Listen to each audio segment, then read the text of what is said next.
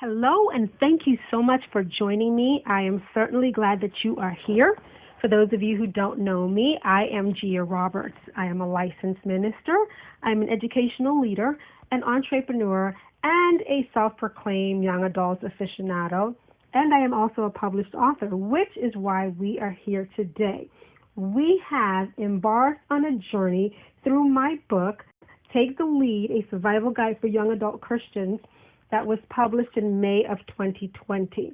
And through this journey, we will take a walk through each chapter, and that's when I will give you some things to think about. I hope to motivate you, empower you, and inspire you, and maybe even enlighten you.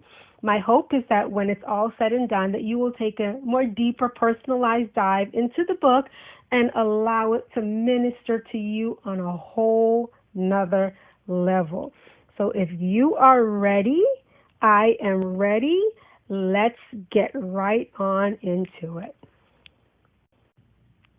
I am really excited about this chapter, and it might just be my favorite chapter. And I know we're not supposed to have favorites, but here we are. And I do think this might be my favorite.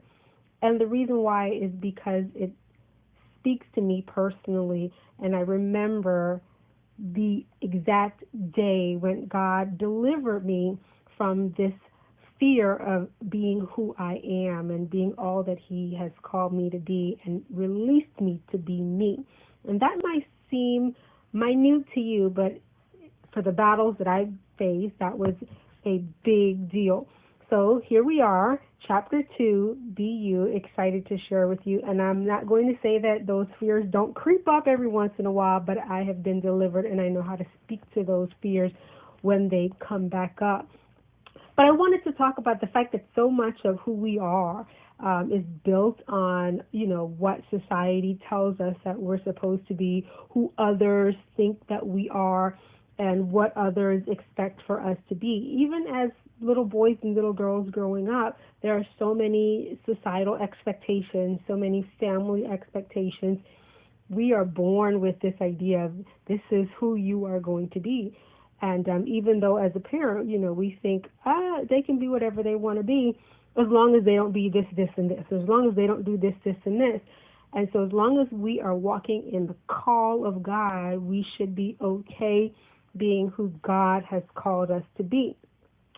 And I wanted to write this chapter because as a young adult, this is something that, as I mentioned, that I struggled with. This is something that I struggled with as a first lady of a church in my young adult years, something that I struggled with in terms of being myself, in terms of being a wife. Not any expectations that my husband put on me, but sometimes the expectations that other women put on you and other people put on you. You should be doing this as a wife, even as a mother, those expectations.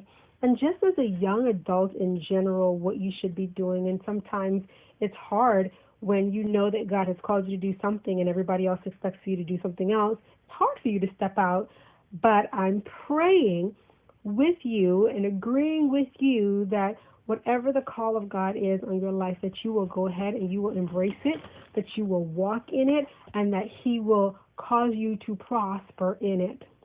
And no one would have known that this is something that I struggled with had I not put voice to it, because it's not something that I wore on my shoulders. And so that's why it was important to me to put this message out there, because I feel like I'm not the only one that struggles in that area. In the book, in chapter 2, of course, because that's what we're on page 36, I want to share something with you. And it's from Ephesians, the 2nd chapter and the 10th verse. And it says, for we are God's masterpiece. He has created us anew in Christ Jesus so we can do the things He planned for us long ago. Not long ago is so powerful. And I write, wow, that floors me. Why does that floor me? It floors me because when I think of the vastness of creation, the sky and the oceans, its rhythms and complexities, I am in awe of the Creator.